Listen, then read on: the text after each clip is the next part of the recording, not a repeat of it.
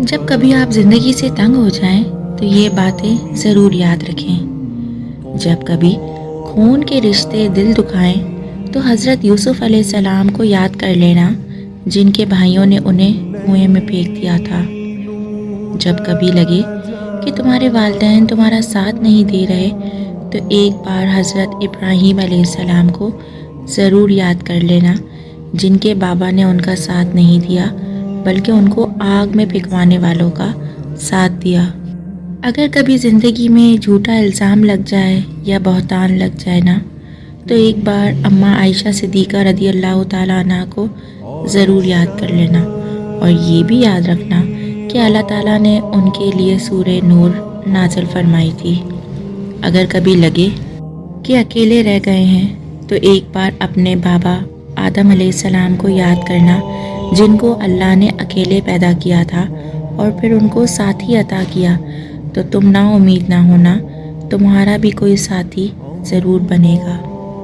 اگر کبھی اللہ کے کسی حکم کی سمجھ نہ آ رہی ہو تو اس وقت نوح علیہ السلام کو یاد کرنا، جنہوں نے بغیر کوئی سوال کیے کشتی بنائی تھی، پھر اللہ کے حکم کو مانا تھا، تو تم بھی ماننا۔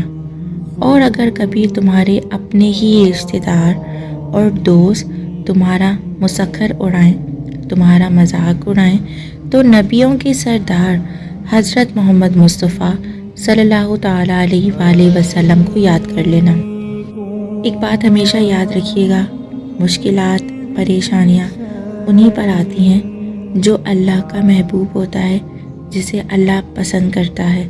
تو اگر آج آپ کی زندگی میں پریشانیاں ہیں، مشکلات ہیں، تو اطمینان رکھیے، کیونکہ اللہ تعالیٰ کبھی بھی اپنے بندوں کی تکلیف سے غافل نہیں رہتا۔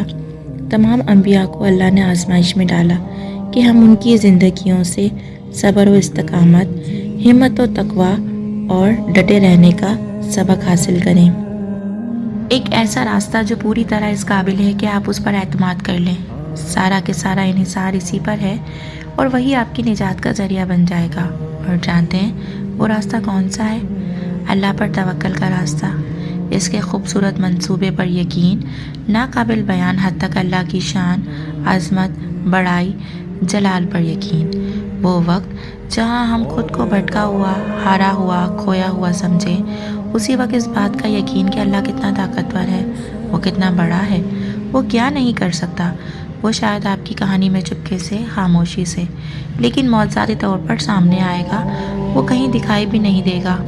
اس کی یہی شان ہے، وہ تو بس کن فرماتا ہے، پھر اس کی خلقت، اس کے جلوے ہر طرف بکھیر دیتی ہے۔